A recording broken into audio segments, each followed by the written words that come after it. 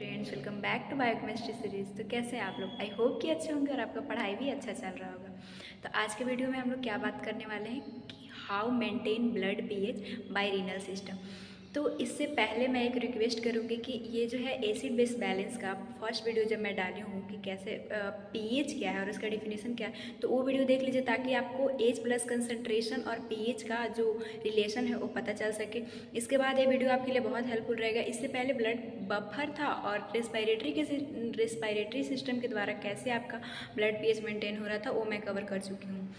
तो आज का वीडियो है रीनल पे, तो आप इससे पहले बस पीएच देख लीजिए। और हाँ, बायोकेमिस्ट्री का अभी तक 5 यूनिट कंप्लीट होने वाला है आज। इससे पहले जितना भी कार्बोहाइड्रेट, प्रोटीन हो गया, लिपिड हो गया, उसमें जितने भी साइकिल थे, यूरिया साइकिल, डीएमिनेशन, डीकार्बोक्सिलेशन, जो कि यूनिवर्सिटी के लिए इंपॉर्टेंट है, उसको मैं नोट्स के साथ प्रोवाइड कर दूँ पूरा कॉन्सेप्ट क्लियर करके। तो आप अगर चैनल पे नए हैं तो जाके मेरे प्लेलिस्ट पे देख सकते हैं। और अगर इस टॉपिक से रिलेटेड बायोकेमिस्ट्री में कोई भी आपका डाउट हो तो आप या तो मेरे प्लेलिस्ट में जाइए या फिर यूट्यूब चैनल पे उस टॉपिक को सर्च कीजिए और साथ में मेरा चैनल का नाम प्रकाश नर्सिंग एकेडमी लिखिएगा, तो यूट्यूब आपको आसान से वीडियो प्रोवाइड कर देगा और आप अच्छे से देख सकते हैं। तो चलिए विदाउट टाइम वेस्ट किए आपका आज का वीडियो स्टार्ट करते हैं कि कैसे जो है ब्लड पीएच को मेंटेन करता है हमारा रीनल सिस्टम। साथ में मैं आपको लास्ट में नोट्स भी प्रोवाइड करता हूँ। आज हम लोग देखेंगे regulation of blood pH through renal. तो ये इसको और एक चीज़ नाम से जानते हैं, acid base balance renal mechanism. तो देखिए दोनों एक ही चीज़ कर रहा है, रेगुलेशन ऑफ ब्लड पीएच मतलब हमारे ब्लड में पीएच को मेंटेन करना। और पीएच क्या है? H plus concentration. अगर हमारे बॉडी में एच प्लस कंसंट्रेशन ज़्यादा होता है तो उस कंडीशन को क्या बोलते हैं? एसिडोसिस। अगर हमारे बॉडी में एच प्लस कंसंट्रेशन कम होता है तो ये इंक्रीज, ये डिक्रीज, तो एसिडोसिस। ये कॉन्सेप्ट तो फर्स्ट वीडियो से ही आप समझ रहे हैं, और फर्स्ट वीडियो और सेकंड वीडियो, थर्ड वीडियो नहीं देखे तो प्लीज़ देख लीजिए ताकि आपका अंडरस्टैंडिंग बेटर हो। और ऐसे भी आपके सिलेबस में तो पढ़ना तो आप ही को है, तो पढ़ना तो पड़ेगा। और बहुत अच्छे से मैं नोट्स प्रोवाइड कर दी हूँ, समझा भी चुकी हूँ हर कॉन्सेप्ट समझा के। और acid base maintenance renal mechanisms को क्यों बोला जा रहा है? क्योंकि ज़्यादा ना एसिडिक हो ना ज़्यादा बेस हो, ये मेंटेन करता है आयन को रिलीज करके, सिक्रीट करके। तो सबसे पहले देखिए करता क्या है। ये हमारा नेफ्रॉन का स्ट्रक्चर हो गया जो कि हमारे किडनी में पाया जाता है, स्ट्रक्चर एंड फंक्शनल यूनिट है। तो ये यहाँ पे इफरेंट आर्टरियोल है, यहाँ पे अपरेंट और यहाँ पे इफरेंट, जो कि ये ब्लड को लेके आ रहा है, ये ब्लड को लेके जा रहा है। यहाँ पे ग्लोमेरुलस है जो कि आर्टरी के ही जो इफरेंट आर्टरियोल्स है उसी को मिल के बनने से बनता है, और इसमें बहुत सारे पोर्स पाए जाते हैं जो कि ब्लड फिल्टर होगा तो इसके थ्रू आ जाता है। और इसमें ब्लड में कुछ मतलब इलेक्ट्रोलाइट से सब छन के आते हैं, ये तो आपको पता है। ग्लोमेरुलस से फिल्ट्रेशन का काम करता है। कुछ ऐसे भी सब्सटेंस होते हैं जो कि देखिए यहाँ पे दो कॉन्सेप्ट होता है। ये हमारा ग्लोमेरुलस है, यहाँ पे ऐसे कुछ सब्सटेंस जिसको सीक्रेट नहीं होना चाहिए था हमारे ग्लोमेरुलस से, लेकिन वो सीक्रेट हो चुका है। तो उसके लिए हमारे यहाँ पे इतना तो यूरिन फॉर्मेशन में आपको पता होगा कि सबसे पहले फिल्ट्रेशन होता है, रीअब्जॉर्प्शन होता है और सिक्रेशन होता है। तो रीअब्जॉर्प्शन क्यों करता है? क्योंकि जो चीज़ नहीं छनना चाहिए तो गलती से छन गया, तो यहाँ पे रीअब्जॉर्प्शन हो जाएगा प्रॉक्सिमल कन्वोल्यूटेड ट्यूब्यूल में। यहाँ पे फिर प्रॉक्सिमल देखिए रीअब्जॉर्प्शन और सिक्रेशन जो है वो हमारे रीनल ट्यूब्यूल में होता है, जो कि जिसमें PCT proximal convoluted tubule, DCT distal convoluted tubule और लूप ऑफ हेनले में होता है, लेकिन सबसे ज़्यादा प्रॉक्सिमल कन्वोल्यूटेड ट्यूब्यूल में होता है। तो यहाँ पे बस हम प्रॉक्सिमल का ही देखेंगे, सबसे ज़्यादा यहाँ पे ही होता है। और जो यहाँ कॉन्सेप्ट समझाऊंगी आपको वही सब कॉन्सेप्ट इधर भी रहते हैं। तो चलिए यहाँ पे गलती से आ गया छन के, तो हमारा प्रॉक्सिमल ट्यूब्यूल द्वारा ये छन के हमारे ब्लड में फिर चले जाते हैं। लेकिन जो चीज़ छनना चाहिए था लेकिन नहीं छन पाया, तो ये फ्रंट आर्टरियोल जो है वो फिर प्रॉक्सिमल कन्वोल्यूटेड में आके सिक्रेट कर देता है। इस प्रोसेस को सिक्रेशन बोलते हैं। ये क्लियर हो गया होगा। तो देखिए यहाँ पे प्रोसेस क्या होगा, ये रीनल ट्यूब्यूल होगा और यहाँ पे हमें पता है कि जो रीनल ट्यूब्यूल है उस पर एपिथेलियम सेल ये सब पाए जाते हैं। तो इस तरह से तो यहाँ पे मैं सेल शो करूँगी और इधर आपका ब्लड हो गया, ब्लड का जो ब्लड फ्लो कर रहा है, ब्लड वेसल्स हो। तो देखिए जब मैं यहाँ समझाऊंगी तो आप कंफ्यूज मत होइएगा। वो ट्यूब्यूल हो गया, एपिथेलियल सेल हो गया और यहाँ पे ब्लड हो गया। तो सबसे पहले इससे पहले आपको ये समझना होगा कि होता क्या क्या है, कैसे जो है एसिड बेस मेंटेनेंस करेगा, कैसे हमारे ब्लड में पीएच को रेगुलेट करेगा। तो 4 मैकेनिज्म होता है इसमें। कौन कौन सा? एच प्लस एक्सक्रिएशन मैकेनिज्म होगा, मतलब H प्लस अगर हमारे बॉडी में ज़्यादा हो रहा है तो एसिडोसिस कंडीशन होगा। O जो है हमारे ब्लड से उस सेल में जाएगा और सेल से जो टिब्यूल, रीनल टिब्यूल है, प्रॉक्सिमल कॉन्वोल्यूटेड टिब्यूल, या फिर 2 और बताई थी, वहाँ पे कहीं भी जाके H प्लस सीक्रीट होगा। तो जब एक्सक्रीट हो जाएगा, चल जाएगा, तो H प्लस कम हो जाएगा हमारे बॉडी में और उस तरह से मेंटेनेंस हो जाएगा हमारे बॉडी में। जो एसिडोसिस का कंडीशन है वो नॉर्मल कंडीशन में आ जाएगा, pH जो है 7.4 मेंटेन हो जाएगा। नेक्स्ट है हमारा SCO3 रीएब्जॉर्प्शन। हमारे ब्लड में SCO3 पाया जाता है और ये मैं सेकेंड वीडियो में आपको मैं बताई थी कि कहाँ से SCO3 मिलता है। तो हमें HCl से H मिल जाता है और एमिनो एसिड के डीकार्बोक्सिलेशन प्रोसेस जो कि मेटाबॉलिज्म है, वहाँ से हमें CO2 मिलता है, SCO3 बनता है। ये सब मैं समझा चुकी हूँ। और एक मेटाबॉलिज्म मतलब मेटाबॉलिज्म होने से ये चीज़ बनता है और ये हमारे बॉडी के लिए मतलब ये हमारे ब्लड में रहता है और बहुत ही इंपॉर्टेंट है, क्योंकि ये जो है हमारे बॉडी में pH को मेंटेन करने में सबसे बड़ा इसका रोल है। ये फर्स्ट मैकेनिज्म में सबसे ज़्यादा यही रेगुलेट करता है, चाहे हमारा ब्लड देखे चाहे किडनी देखे। नेक्स्ट है NH3 excretion. NH3 excrete out होगा और वो किस तरह से मेंटेनेंस करेगा आगे हम लोग देखेंगे। HPO3 रीएब्जॉर्प्शन होगा, मतलब देखिए ये हमारे बॉडी में ज़्यादा है तो वो रीनल के थ्रू एक्सक्रीट आउट होकर हमारे यूरिन से बाहर जाना है। NH3 हमारे लिए टॉक्सिक है। ये H प्लस ज़्यादा होकर हमारे बॉडी में एसिडोसिस का कंडीशन जनरेट कर रहा है, तो इसको एक्सक्रिएट करना हम जरूरी है ताकि वो बॉडी से बाहर जा, यूरिन के थ्रू बाहर जा पाए। लेकिन HPO3 और HCO3 जब ब्लड बफर में समझाई थी तो वहाँ भी समझाई थी कि ये एसिड बेस मेंटेनेंस करने के लिए ज़रूरी है। तो ये हमारे जो ग्लूमेरुलस है वो गलती से जो फिल्ट्रेट कर देता है, तो इसको फिर हमारे जो टिब्यूल्स है, रीनल टिब्यूल्स, इसको जो है वो रीएब्जॉर्ब कर लेता है। और वो किस तरह से एसिड बेस मेंटेनेंस करेगा, चलिए मैकेनिज्म में मैं समझाती हूँ। तो सबसे पहले हम लोग H प्लस एक्सक्रिएशन देखेंगे। तो देखिए हमारे ब्लड में H प्लस ज़्यादा है तो ऐसा नहीं है कि हमारे ब्लड से वो सीधा सेल में चले जाए और टिब्यूल में चल जाए, ऐसा नहीं हो सकता। हमारा सेल में बहुत सारे प्रोसेस मतलब कि उसमें आपको पता है कि प्रोटॉन ट्रांसपोर्टर जो है पाए जाते हैं ताकि कुछ स्पेसिफिक चीज़ों को वो ट्रांसपोर्ट कर सके। ऐसे मतलब सेमी परमिएबल होता है सेल का मेम्ब्रेन, तो ट्रांसपोर्टर इस तरह से पाया जाता है, तो इसीलिए उसको बहुत सारे प्रोसेस करने के थ्रू जाना पड़ता है। जैसे कि आपको एक पार्क में जाना हो तो ऐसे आप नॉर्मली रोड पे चल रहे, कोई पैसा वैसा नहीं देना पड़ता है, लेकिन पार्क में जाने के लिए क्योंकि वहाँ पे कुछ कंडीशन अप्लाई होते हैं तो वहाँ पे आपको पैसा देना पड़ता है, या फिर जो भी आगे आप टिकट विकट लीजिए तो ये सब आपको करना पड़ता है ना। तो उसी तरह से हमारे बॉडी में जो रीनल्स के पास प्रोसेस होता है कि कुछ चीज़ ज़रूरी होता है तो वो चीज़ परफॉर्म करके ही जाना पड़ता है, ऐसे नहीं जा सकता। तो H प्लस कैसे जाएगा, तो ये हम लोग ब्लड में भी पढ़े थे कि SCO3 से ये बाइंड होके कौन से एंजाइम के प्रेजेंस में, कार्बोनिक अनहाइड्रेज एंजाइम के प्रेजेंस में ये H2CO3 में चेंज होगा।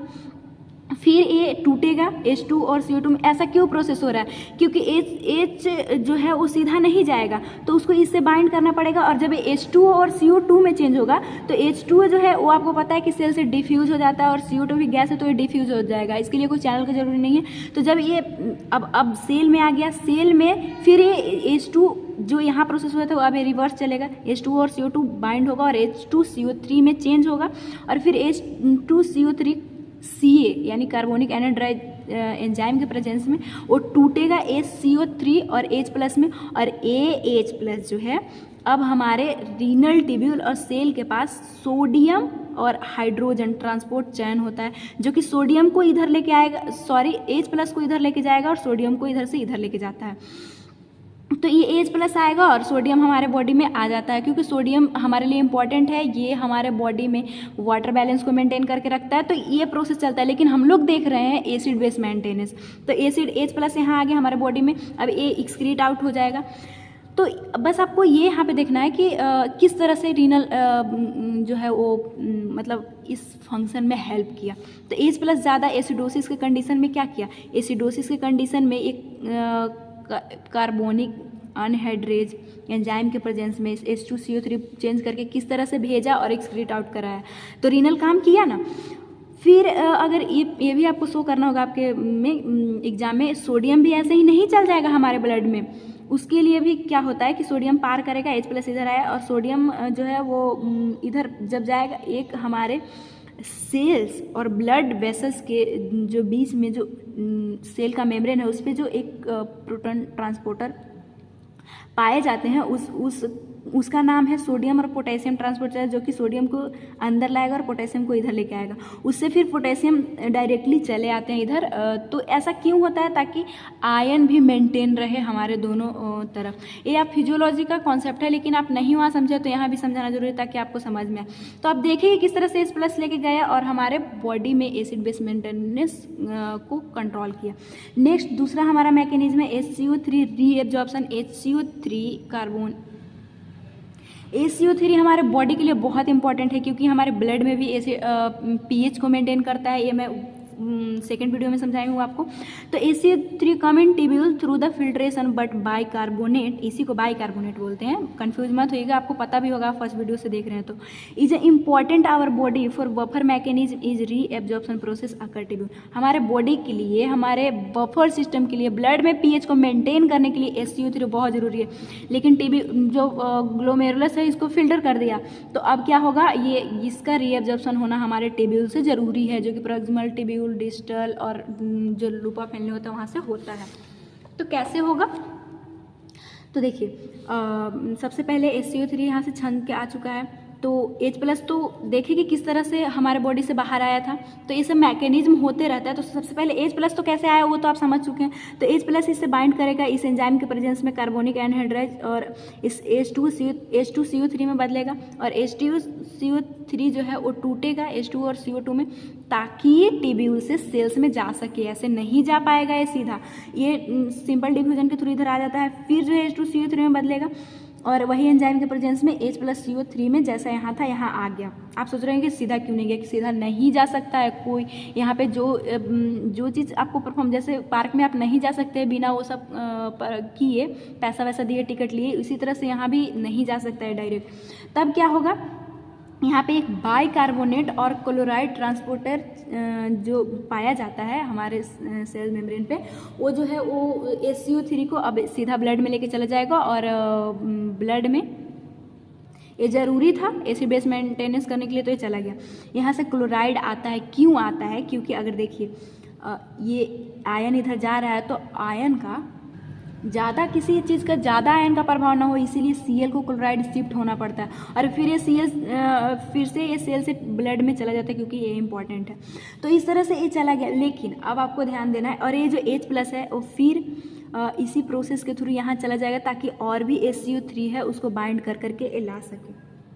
तो अब आप सोच रहे होंगे कि ये कैसे हमारे ब्लड में pH को मेंटेन किया। तो देखिए कैसे मेंटेन किया। अगर हमारे बॉडी में एसिडोसिस का कंडीशन है, डैट मीन्स क्या, H+ ज़्यादा है, तो उसको कम करना है, तो HCO3 जो है वो ज़्यादा आएगा और H+ इधर जाएगा, और X+ एक्सक्रीट आउट कर देगा यूरिन। तो इस तरह से मेंटेनेंस किया। अगर एल्कोलिसिस का कंडीशन है, तो यहाँ पे क्या होगा, डैट मीन्स क्या, हाइड्रोजन का कंसंट्रेशन हमारे बॉडी में कम है, तो क्या करेगा, ये जो है वो यहाँ पे जो बाइंड करके HCO3 को लाया, तो ये अगेन यहाँ ना जाके, और ये भी जो प्रोसेस हम लोग आगे देखे थे कि HCO3 ये बाइंड होके और ये भी ब्लड में चला आएगा, जो कि हम लोग आगे इसका चैन देख चुके।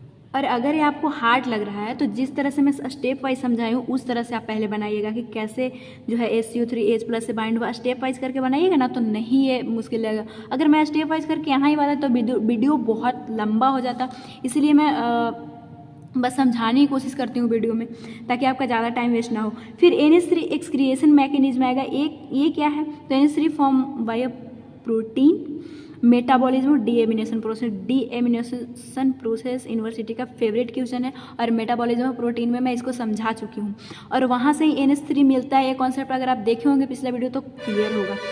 तो NH3 हमें मिल गया।